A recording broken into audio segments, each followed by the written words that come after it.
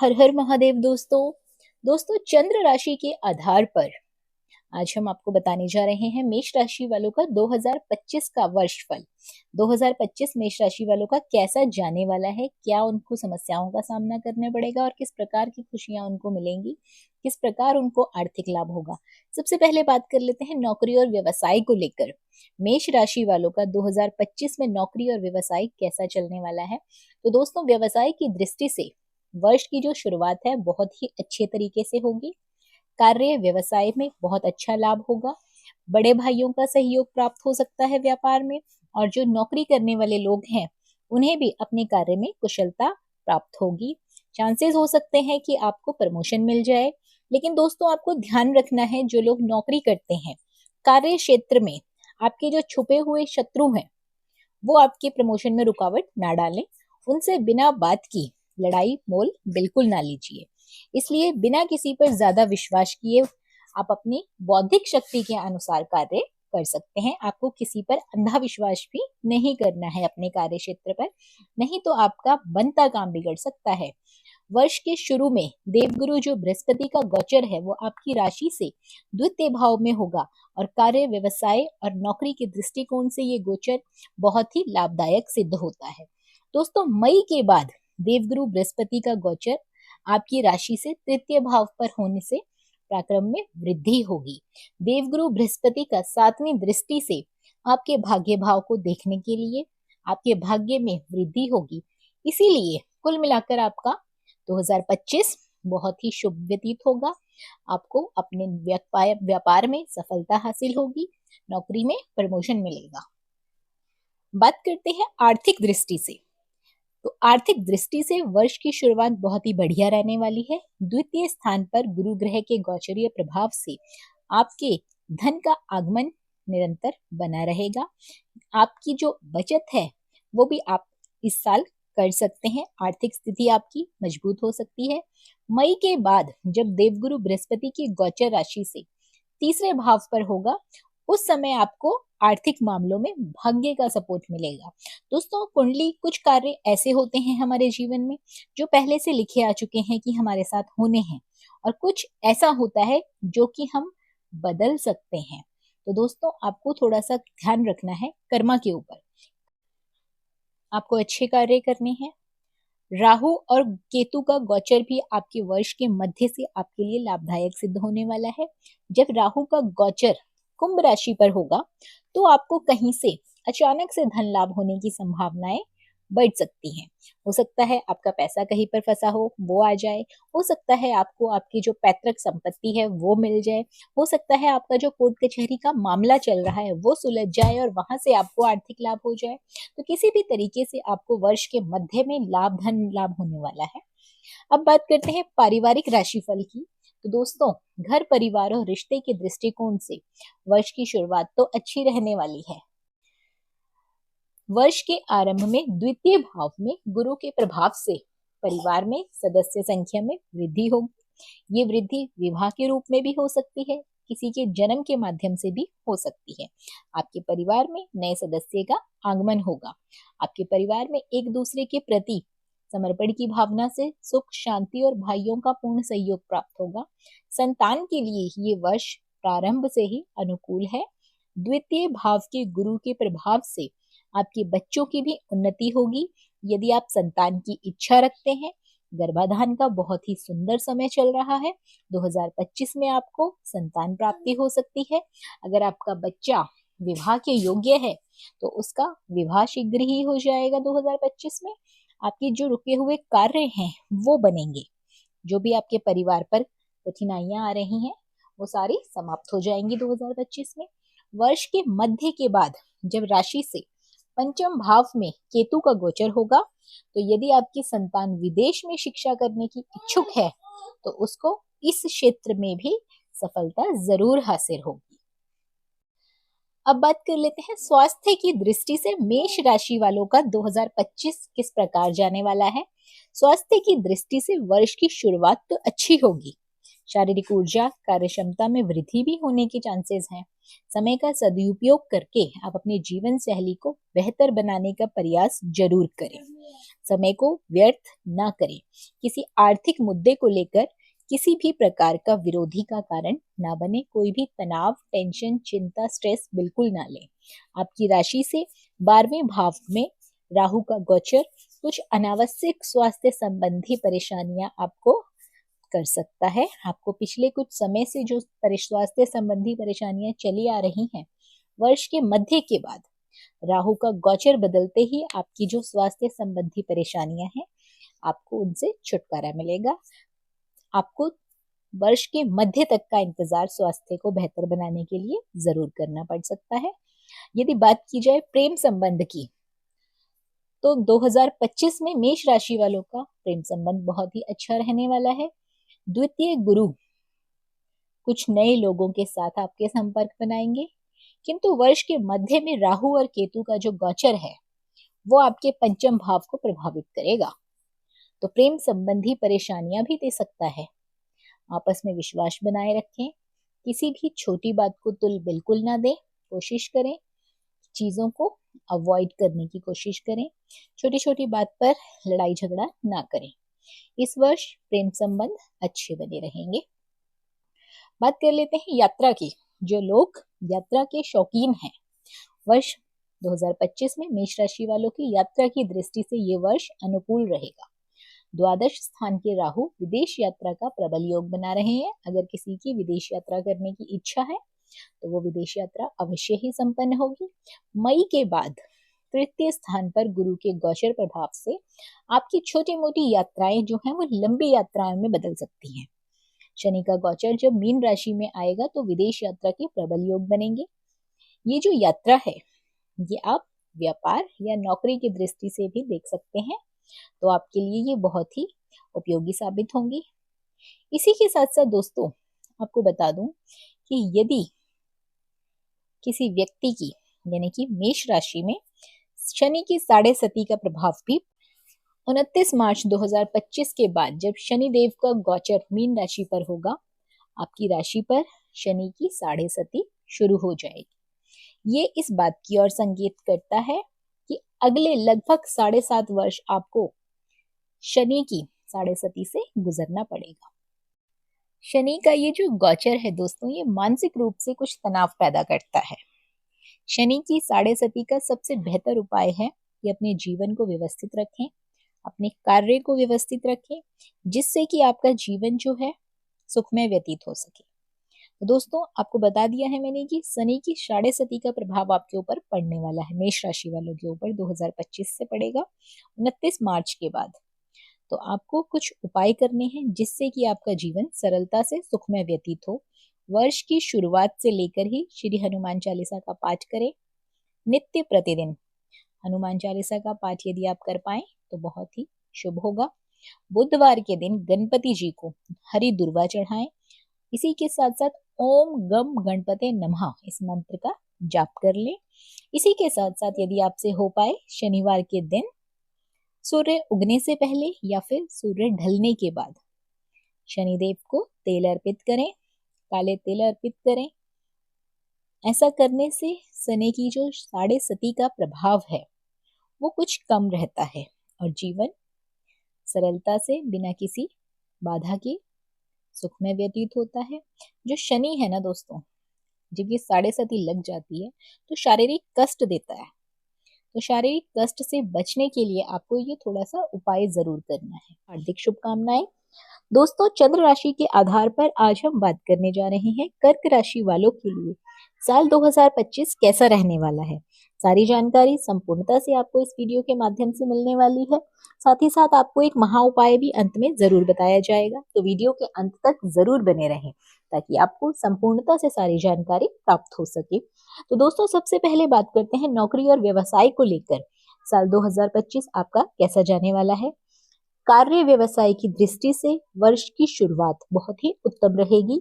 वर्ष की शुरुआत में सप्तम स्थान पर गुरु ग्रह की दृष्टि प्रभाव से आप व्यापार में उन्नति ही उन्नति करेंगे।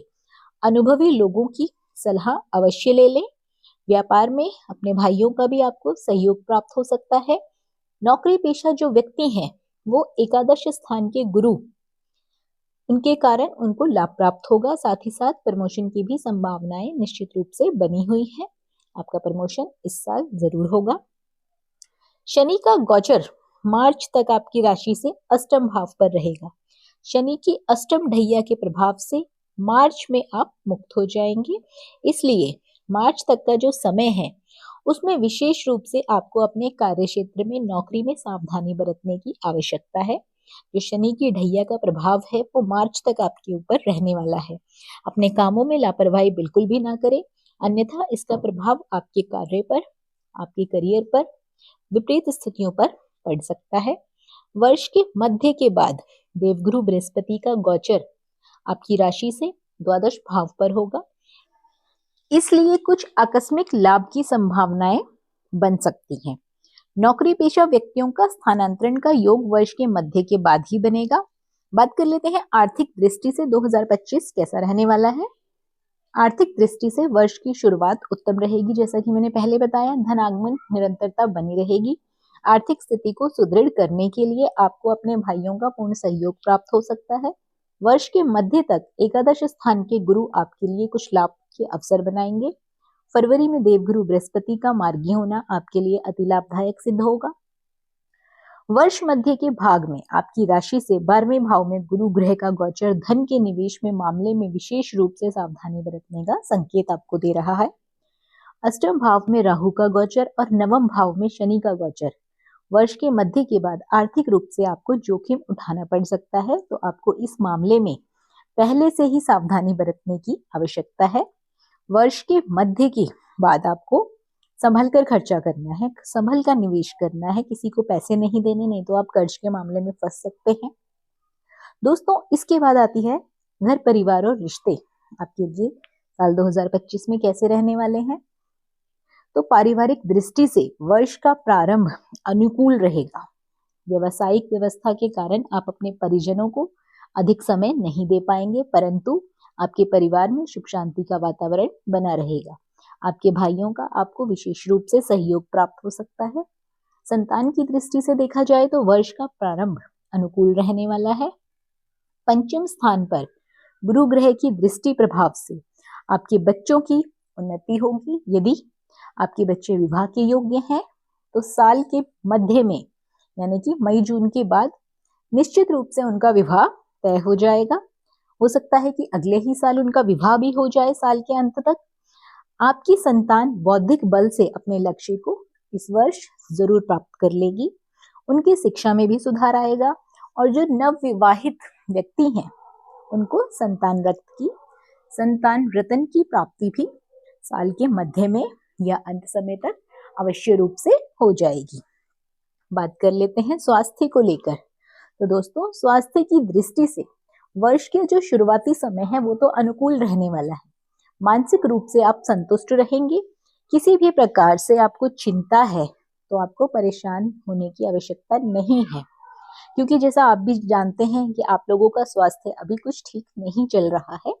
तो उसी प्रकार जनवरी से लेकर मार्च स्वास्थ्य संबंधी आपको ध्यान रखना पड़ेगा। आपका जो स्वास्थ्य है वो थोड़ा ऊपर नीचे चल सकता है, आपको परेशानियों का सामना करना पड़ सकता है। तो अपने शरीर को स्वस्थ रखने के लिए संतुलित आहार लें और नियमित रूप से व्यायाम भी जरूर करते रहें। वर्ष के मध्य के बाद जब देवगुरु बृहस्पति का गोचर आपकी राशि से 12वीं और राहु का गोचर अष्टम भाव में जाएगा तो स्वास्थ्य संबंधित आपको सुधार नजर आएगा। आपकी कुछ पुरानी जो बीमारियां हैं वो भी ठीक होती हुई नजर आएंगी।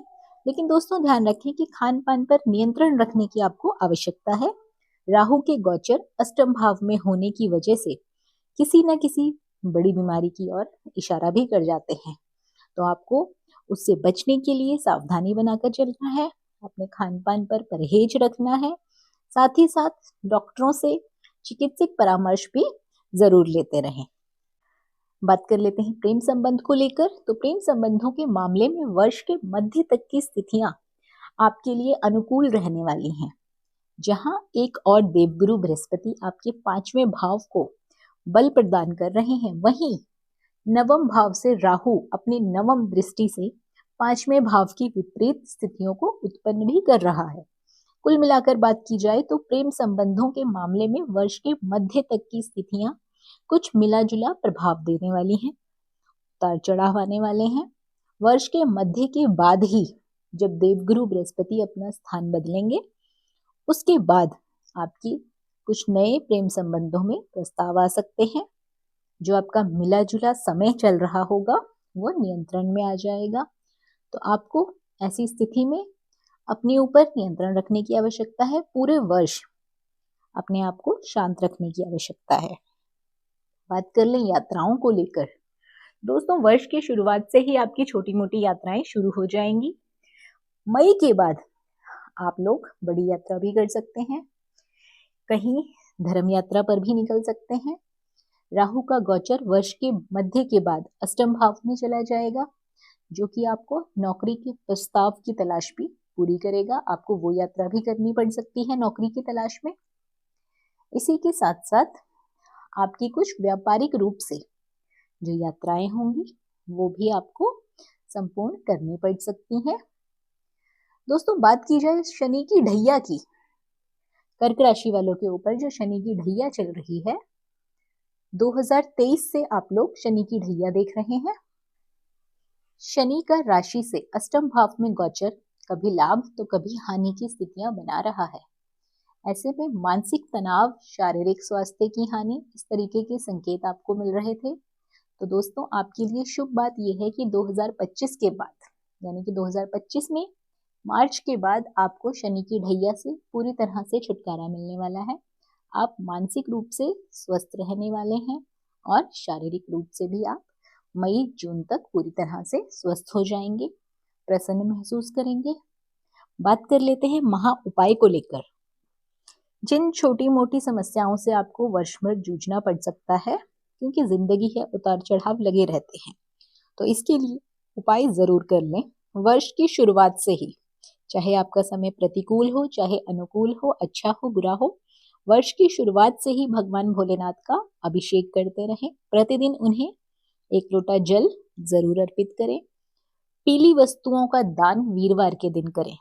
केला, बेसन की मिठाई मंदिर में जाके आप दान कर सकते हैं। अनाथ बच्चों को दान कर सकते हैं, गरीब लोगों को दान कर सकते हैं। इसी के साथ साथ अगर आप रख पाएं तो गुरुवार का व्रत भी रख लें, अति उत्तम होगा आपके लिए।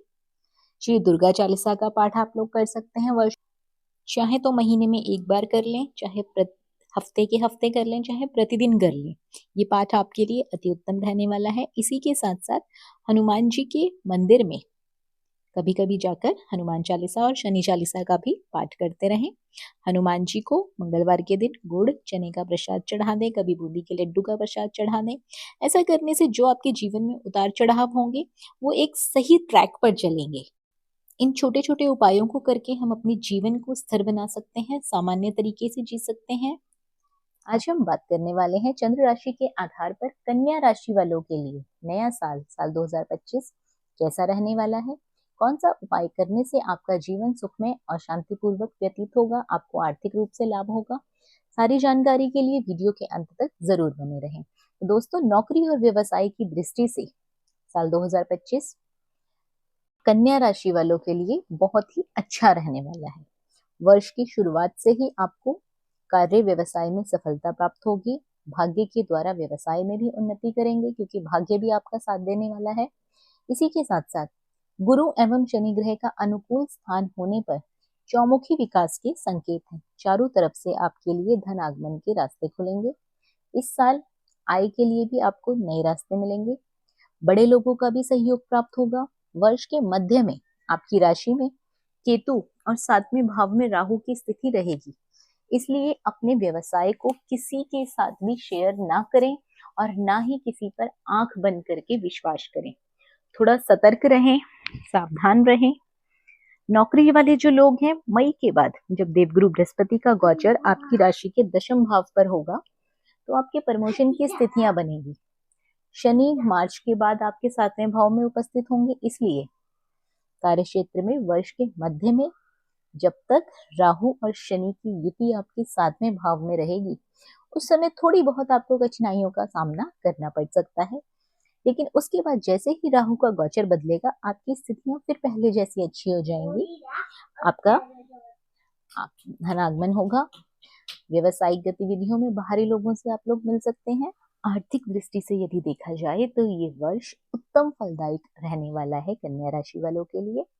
व्यापारिक अनुकूलता होने के कारण इच्छित बचत करने में आप लोग सफल रहेंगे। जो भी बिजनेसमैन हैं उनको तो बहुत ही ज्यादा लाभ होने वाला है इस साल। वर्ष के शुरुआत से लेकर ही अंत तक आप अपनी भौतिक सुख सुविधाओं पर अच्छा खासा खर्च कर सकते हैं। वर्ष के मध्य के बाद देवगुरु बृहस्पति का गोचर जब अपनी राशि के दसम भाव पर होगा, ये स्थिति आपके लिए अवश्य ही लाभदायक होगी। देवगुरु बृहस्पति जहां संचित धन में वृद्धि करेंगे, वहीं आपके लिए जीवन में भी सुख सुविधाओं के साधनों में वृद्धि करेंगे। आप वाहन ले सकते हैं, मकान ले सकते हैं। यदि किसी व्यक्ति की मकान लेने की इच्छा है, गाड़ी लेने की इच्छा है, किसी भूमि पर निवेश करने की इच्छा है, तो साल 2025 में कन्या राशि वालों के लिए ये साल बहुत ही उत्तम रहेगा। आप किसी अच्छी जगह निवेश जरूर करेंगे। बात की जाए घर परिवार और रिश्तों को लेकर, तो वर्ष की शुरुआत से ही आप अपने परिवारजनों को अधिक समय नहीं देने वाले हैं। आपका जो समय है वो बिजी रहने वाला है। आपका शेड्यूल ही कुछ इस प्रकार हो जाएगा कि आप चाहकर भी अपने परिवार वालों को अधिक समय नहीं दे पाएंगे। आपके परिवार में सुख शांति का वातावरण बना रहेगा। राहु और केतु के प्रभाव से आपके वैवाहिक जीवन में कुछ परेशानियां आ सकती हैं। साल के मध्य में ये परेशानी आएगी। शुरू और अंत का समय आपका अच्छा व्यतीत होगा। तृतीय स्थान पर गुरु ग्रह की दृष्टि प्रभाव से आपकी जो सामाजिक पद और प्रतिष्ठा है, मान सम्मान है जो आपके समाज, उसमें वृद्धि होगी। किंतु वर्ष के मध्य में राहु और केतु मार्च के बाद शनि के गोचर के 7वें भाव में होंगे। जैसा कि मैंने पहले बताया, वैवाहिक जीवन में थोड़ी बहुत परेशानियों का सामना आपको करना पड़ सकता है। तो ज्यादा गुस्सा ना करें, सोच समझ के कोई भी डिसीजन लें, प्रेम भाव से रहें। जिस प्रकार राहु का गोचर आपकी राशि से छठम भाव में होगा साल के मध्य में, मतलब कुछ समय बाद, तो आपकी सभी परेशानियों से आपको छुटकारा मिल जाएगा। जो नवविवाहित लोग हैं, पंचम स्थान में जब गुरु की दृष्टि प्रभाव आएगा तो उन व्यक्तियों को संतान सुख की प्राप्ति होगी, संतान रत्न की प्राप्ति होगी। आपके बच्चे अपने भाग्य और परिश्रम के बल पर आगे बढ़ेंगे और जिन भी लोगों का विवाह का योग्य है उनका विवाह साल 2025 में अवश्य रूप से हो जाएगा। बात कर लेते हैं स्वास्थ्य को लेकर। तो दोस्तों, वर्ष की जो शुरुआती है समय है, उसमें आपका स्वास्थ्य बहुत अच्छा रहने वाला है। आप आरोग्य रहेंगे। आपकी राशि में नवम भाव में स्थित गुरु की दृष्टि आपकी राशि पर होगी। आपकी कार्य क्षमताओं में अधिक वृद्धि होगी। अच्छी सोच आपको रखनी है। राहु और केतु का गोचर समय समय पर आपको मानसिक शांति देगा, प्रसन्नता देगा, सकारात्मक सोच देगा। वर्ष के मध्य में स्वास्थ्य अनुकूल बना रहेगा। इसी के साथ साथ अचानक से अगर आपको कभी स्वास्थ्य संबंधी परेशानी आ गई, पेट से जुड़ी परेशानी आपको हो सकती है, थोड़ी बहुत होगी। दोस्तों, वो समय जो आपका है वो वर्ष के मध्य का समय है। राहु का गोचर आपकी राशि के छठम भाव पर होगा, तो ऐसे में अचानक से थोड़ी बहुत पेट संबंधी समस्या का सामना आपको करना पड़ सकता है। बात की जाए प्रेम संबंध को लेकर, तो प्रेम संबंधों के मामले में वर्ष की शुरुआत आपके लिए बहुत अच्छी रहने वाली है। राशि से नवम भाव का गुरु का गोचर अपनी नवम दृष्टि से पंचम भाव को देखेगा। ऐसे में जो लोग कई साल से प्रेम विवाह की प्रतीक्षा कर रहे हैं, उनकी ये इच्छा इस साल के मध्य के बाद, यानी कि मई जून के बाद, ये इच्छा जरूर पूरी हो जाएगी। इसी के साथ साथ वर्ष के मध्य तक राहु और केतु का गोचर आपकी राशि के सप्तम भाव में है। इसीलिए आपके संबंधों में किसी भी प्रकार का कोई भी शंका की जो कमी है, मध्य तक परेशानी दे सकती है, इसका ध्यान रखें। मई जून के बाद आपका प्रेम संबंध सफल रहेगा। यात्राओं की बात की जाए तो गुरु ग्रह के प्रभाव से वर्ष की शुरुआत से ही आपकी छोटी मोटी यात्राओं का योग बन रहा है। हो सकता है उसमें एक आधी आपकी लंबी यात्रा भी रहे। इन यात्राओं के दौरान आपके कुछ ऐसे मित्र भी बन सकते हैं जो आपको लाभ प्राप्त करने में, सफलता प्राप्त करने में आपका साथ दें। वर्ष के मध्य के बाद धार्मिक यात्राओं का भी योग बन रहा है। इस वर्ष के मध्य के पक्ष से लेकर अंतिम महीने तक, यानी कि मई जून से लेकर दिसंबर तक आपकी धार्मिक यात्राओं के योग बन रहे हैं। परिवार के साथ आप ये यात्रा कर सकते हैं, सुखमय रहेगी। बात की जाए उपाय को लेकर, क्योंकि जैसा कि आपको पता ही है थोड़ा बहुत उतार चढ़ाव हर जीवन में होता है, साथ ही साथ हमें छोटे छोटे उपाय करते रहने चाहिए अपने नित्य प्रतिदिन। तो वर्ष की शुरुआत से ही भगवान श्री गणेश का ध्यान करते हुए, उनके मंत्रों का प्रतिदिन जाप करते हुए नित्य प्राणायाम जरूर करें और एक नारियल अपने सिर के ऊपर से 7 बार घुमा के बहते पानी में शनिवार के दिन बहा दें। ऐसा करने से जो भी आपके ऊपर समस्या आ रही होगी वो खत्म हो जाएगी। साथ ही साथ प्रतिदिन भगवान श्री गणेश के दर्शन करें, उन्हें दुर्वा घास अर्पित करें। और चंद्र राशि के आधार पर वृश्चिक राशि वालों के लिए, यानी कि स्कॉर्पियो राशि वालों के लिए नया साल 2025 कैसा रहने वाला है, वीडियो के अंत तक जरूर बने रहें ताकि आपको संपूर्णता से सारी जानकारी प्राप्त हो सके। नौकरी और व्यवसाय की यदि बात की जाए तो स्कॉर्पियो राशि वालों के लिए, वृश्चिक राशि वालों के लिए कार्य व्यवसाय की दृष्टि से वर्ष की शुरुआत अनुकूल रहेगी। सप्तम स्थान के गुरु के प्रभाव से आप अपने व्यापार में उन्नति करेंगे। जो लोग बिजनेस कर रहे हैं उनका बिजनेस बहुत अच्छा चलने वाला है। आपको कार्य क्षेत्र में अपने जो फ्रेंड सर्कल है, आपका जो लाइफ पार्टनर है, उनका भी सहयोग प्राप्त होगा। यदि आप साझेदारी में कार्य कर रहे हैं, यानी कि पार्टनरशिप में बिजनेस कर रहे हैं, तो आप संतुष्ट रहने वाले हैं। और जो नौकरी करने वाले लोग हैं, स्कॉर्पियो राशि है और नौकरी करने वाले लोग हैं, उन्हें वर्ष के मध्य तक का समय विशेष रूप से अनुकूल रहने वाला है। यदि नौकरी में कोई परिवर्तन करना चाहते हैं तो राहु और केतु का गोचर आपके लिए सहायक सिद्ध होगा। आप बहुत ही आसानी से नौकरी परिवर्तन के लिए यदि सोच रहे हैं तो अवश्य रूप से कर लीजिए, आपके लिए फायदेमंद रहेगा। वर्ष के मध्य के बाद देवगुरु बृहस्पति को गोचर आपकी राशि से अष्टम भाव पर कुछ नए व्यापारिक अनुबंध आपको दे सकता है। शनि का गोचर मार्च तक आपके लिए विशेष रूप से अनुकूल नहीं है। मार्च के बाद शनि का गोचर आपकी राशि से पंचम भाव की ओर चला जाएगा और आपको शनि की ढैया से छुटकारा मिल जाएगा। व्यवसायिक दृष्टि से यदि देखा जाए और नौकरी पेशा व्यक्तियों के लिए शनि अब सहायक सिद्ध होंगे, क्योंकि दोस्तों जब भी शनि उतरता है ना तो हमें कुछ ना कुछ दे के जाता है। जिस प्रकार हम कहते हैं कि शनि लगने वाला है, हमारे जीवन में कष्ट आने वाले हैं, शनि की 7.5 लगने वाली है, ढैया लगने वाली है, तो जैसा कि हम सुनते आए हैं, देखते आए हैं, हमें स्वास्थ्य संबंधी समस्याएं शुरू होती हैं। उसी प्रकार जब शनि उतरता है यानी कि खत्म होता है तो हमें कुछ ना कुछ फायदा जरूर दे के जाता है।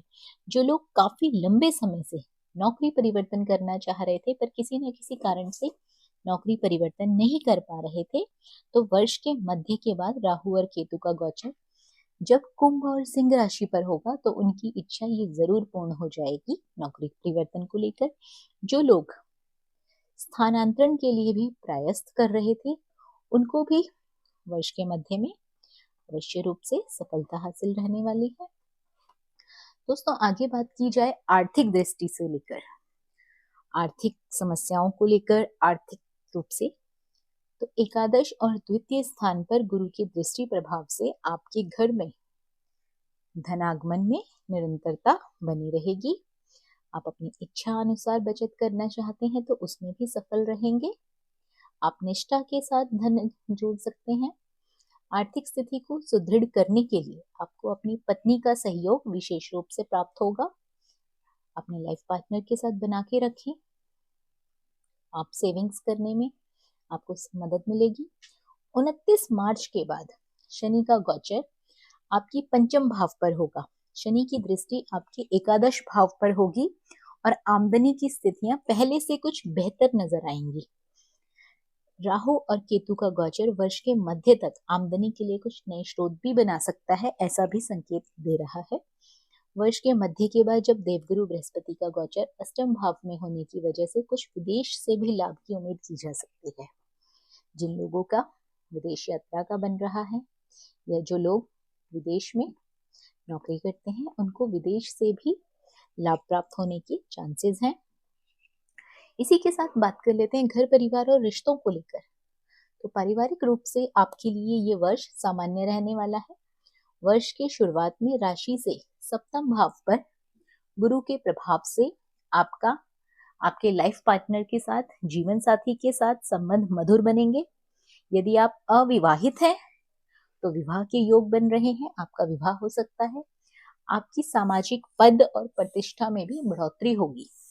वर्ष के आरंभ में मार्च तक का जो समय है, यानी कि जनवरी से लेकर मार्च तक का समय, शनि का गोचर आपकी राशि से चतुर्थ भाव पर होगा। इसलिए पिछले काफी समय से जो शनि की ढैया के प्रभाव से आप मानसिक रूप से पीड़ित थे, आपको प्रसन्नता प्राप्त होगी कि अब आप उससे मुक्त होने वाले हैं। घर परिवार की स्थितियां पहले से बेहतर होंगी। संतान के लिए ये वर्ष अनुकूल नहीं रहेगा। वर्ष के आरंभ में पंचम स्थान का राहु संतान से संबंधित थोड़ी सी चिंताएं आपको दे सकता है, क्योंकि बच्चों की बात है। बच्चों का स्वास्थ्य अनुकूल नहीं होने के कारण उनकी शिक्षा दीक्षा भी प्रभावित हो सकती है। बच्चों को सफलता प्राप्ति के लिए लगातार कठिन परिश्रम करने की आवश्यकता है। अपनी सेहत के प्रति माता को सचेत रहने की आवश्यकता है। जो भी आपके बच्चों की माता है, उनको कहें कि वर्ष के मध्य में अपने स्वास्थ्य का विशेष रूप से ध्यान रखें। बात की जाए आपके स्वास्थ्य को लेकर, तो स्वास्थ्य की दृष्टि से ये वर्ष पिछले वर्ष की अपेक्षा ज्यादा अनुकूल रहने वाला है। वर्ष का प्रारंभ राशि स्थान पर गुरु एवं शनि ग्रह की संयुक्त दृष्टि पड़ने से आपके स्वास्थ्य में अनुकूलता बनी रहेगी। दृष्टि प्रभाव से आपके मन में अच्छे विचार आएंगे, आप सकारात्मक रूप से काम कर पाएंगे। क्यों? क्योंकि आपका शनि तो खत्म हो रहा है। वर्ष के मध्य के भाव अष्टम भाव में गुरु का गोचर और चतुर्थ भाव में राहु का गोचर कुछ मानसिक परेशानियां दे सकता है। इसके अलावा स्वास्थ्य संबंधी परेशानी आपको और कुछ नहीं होने वाली है, लेकिन थोड़ी सी परेशानी खान पान पर नियंत्रण रखें। स्वास्थ्य पूरे वर्ष अनुकूल बना रहेगा, लेकिन थोड़ी सी मानसिक परेशानी आपको झेलनी पड़ सकती है। इसके अलावा यदि बात की जाए प्रेम संबंध के मामलों में, तो प्रेम संबंध के मामलों में ये वर्ष आपके लिए पिछले वर्ष की अपेक्षा ज्यादा अच्छा रहने वाला है, शुभ रहने वाला है, उत्तम रहने वाला है। वर्ष के मध्यम में आपको प्रेम संबंधों के मामले में थोड़ा सा ऊपर नीचे हो सकता है, डगमगाव आ सकता है, लेकिन बृहस्पति की दृष्टि प्रभाव से प्रेम संबंध में आपको परेशानियां खत्म हो जाएंगी। आपके साथी के साथ आपको थोड़ी सी सोच समझकर बैठकर बात करने की आवश्यकता है। शनि और राहु की युति के प्रभाव से मार्च से मई तक का समय आपके लिए, ये समय आपके लिए कालखंड अलगाव की स्थिति को दर्शाता है। इसलिए इस कालखंड में आप धैर्य बनाकर रखें। वर्ष के मध्य के बाद आपके प्रेम संबंध की जो स्थितियां हैं वो अनुकूल हो जाएंगी। बात कर लेते हैं यात्रा को लेकर। दोस्तों, यात्रा की दृष्टि से ये वर्ष आपके लिए अनुकूल रहने वाला है। गुरु ग्रह की तृतीय स्थान में होने के कारण छोटी मोटी यात्राओं के योग बन रहे हैं। नौकरी करने वाले जो लोग हैं, उनके लिए घर से दूर स्थानांतरण के भी योग हो सकते हैं। वो लोग नौकरी करने के लिए दूर जा सकते हैं। इसके बाद दोस्तों बात करते हैं शनि की ढैया को लेकर। मार्च के बाद आपको शनि की ढैया के प्रभाव से पूरी तरह से छुटकारा मिल जाएगा। पिछले काफी समय से आप शनि की चतुर्थ ढैया का सामना कर रहे थे, जो कि आपको मानसिक रूप से परेशानी भी दे रही। मार्च के बाद आपको शनि की ढैया से पूरी तरह से छुटकारा मिल जाएगा। मानसिक रूप से, पारिवारिक रूप से आप प्रसन्नता का अनुभव करेंगे। कुछ स्वास्थ्य संबंधी परेशानियां जो चल रही हैं, वो भी मार्च के बाद पूरी तरह से खत्म हो जाएंगी। दोस्तों, उपाय हर किसी को अपने जीवन में जरूर कर लेने चाहिए, ताकि जो छोटी मोटी परेशानियां भी आती हैं उनसे हम बच सकें। तो आपके लिए उपाय जो है, जिस प्रकार हनुमान जी और सूर्यदेव और भगवान श्री हरि विष्णु हमारी रक्षा करते हैं, उसी प्रकार आपके लिए उपाय भी कुछ मिला जुला सा रहने वाला है। वर्ष की शुरुआत से ही हनुमान जी के मंदिर में दर्शन के लिए जाएं। हर मंगलवार आपको हनुमान जी के दर्शन करने चाहिए और प्रतिदिन सूर्य नमस्कार करके सूर्यदेव को 1 लोटा जल अर्पित करें। जल तांबे के पात्र से अर्पित करेंगे तो अति उत्तम होगा। इसी के साथ साथ गुरुवार के दिन यानी कि वीरवार के दिन पीली वस्तुएं जैसे कि केला और बेसन के लड्डू का दान करें। जितना आप ये दान करेंगे उतना आपका जीवन सुखमय व्यतीत होगा। चंद्र राशि के आधार पर सिंह राशि वालों के लिए साल 2025 कैसा रहने वाला है, कौन सा उपाय आपको करना है अपने सुखद जीवन के लिए, वीडियो के अंत तक बने रहें ताकि आपको सारी जानकारी संपूर्णता से प्राप्त हो सके। और यदि आप हमारे चैनल पर पहली बार आए हैं, इस तरह की जानकारियां आपको भी अच्छी लगती है तो चैनल को सब्सक्राइब अवश्य कर लीजिए। बात कर लेते हैं नौकरी और व्यवसाय को लेकर। तो दोस्तों, जो सिंह राशि वाले हैं उनके लिए साल 2025 में कार्य व्यवसाय की दृष्टि से ये साल कुछ मिला जुला सा परिणाम दिएगा। उतार चढ़ाव आते रहेंगे। वर्ष की शुरुआत में सप्तम भाव शनि के प्रभाव से आप अपने कार्य क्षेत्र में सफलता प्राप्त करेंगे। किसी अनुभवी व्यक्ति के साथ मिलकर यदि आप बिजनेस करने की सोच रहे हैं तो ये आपके जीवन के लिए एक अच्छा मोड़ होगा। दशम भाव के गुरु के प्रभाव से नौकरी करने वाले व्यक्तियों की तरक्की होगी। उनको मन इच्छा बदलाव देखने को मिलेगा। नौकरी में परिवर्तन देखने को मिल सकता है। इसी के साथ साथ वर्ष के मध्य में जैसे जैसे शुरू के कुछ महीने चले जाएंगे और शनि का गोचर आपकी राशि से अष्टम भाव पर होगा और देवगुरु बृहस्पति का गोचर आपकी राशि से एकादश भाव पर होगा। ये दोनों संभावनाएं हैं कि आपको लाभ और हानि कुछ भी हो दे सकता है साल के मध्य में। शुरू के जो महीने हैं वो आपके अच्छे बीतने वाले हैं। शनि का गोचर अष्टम भाव पर यह संकेत देता है कि आपको कोई भी निर्णय लेना है तो सोच समझ कर लेना है। कुछ भी डिसाइड करना है तो जल्दबाजी में कोई भी फैसला नहीं ले लेना है। आपको उस फैसले पर अच्छे तरीके से सोच विचार करके ही आपको फैसला लेना है ताकि आपको सब तरह से लाभ प्राप्त हो सके, आप हानि की ओर ना जाएं। निश्चित रूप से उसमें लाभ और यश की ही प्राप्ति होगी। नौकरी करने वाले लोगों के लिए शनि कुछ ऐसे परिवर्तन ला रहा है जिससे आपके जीवन में तरक्की होगी, आपको सफलता हासिल होगी।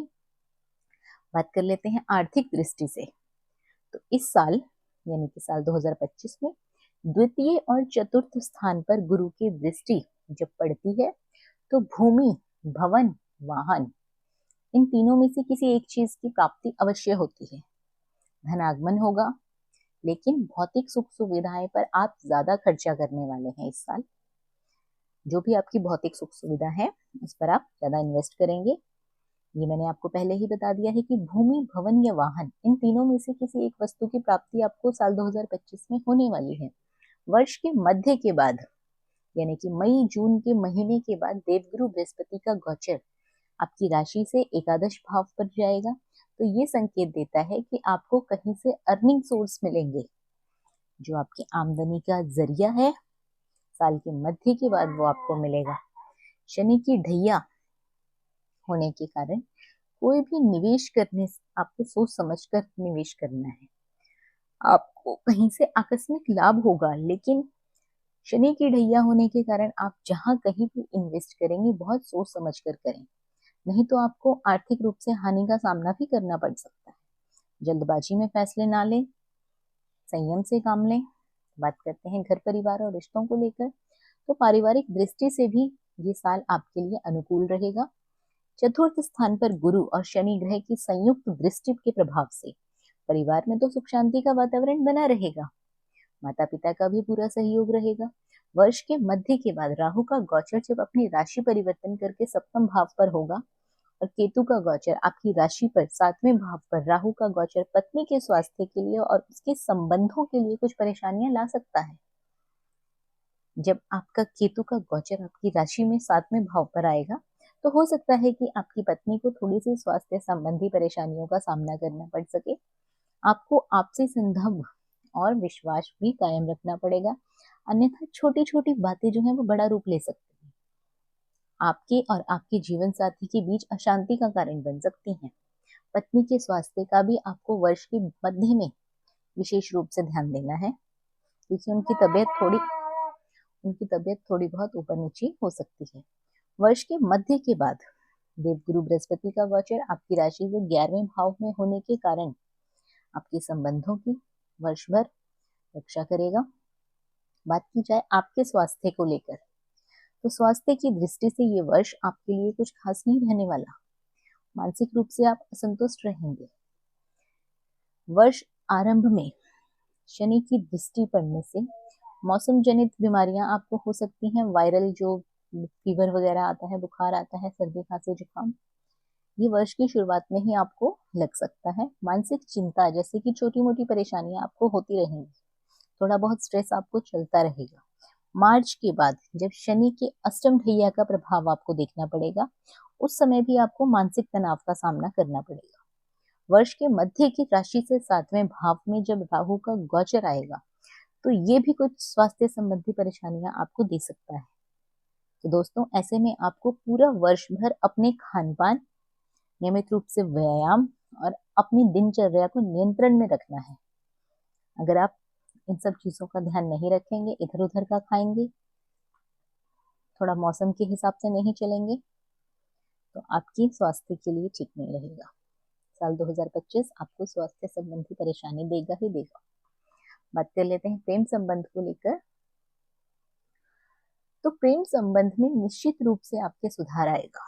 देवगुरु बृहस्पति अपने 7वीं दृष्टि अपने स्वर राशि में स्थित धनु राशि को देखेंगे, तो आपका प्रेम संबंध निश्चित रूप से ठीक हो जाएगा।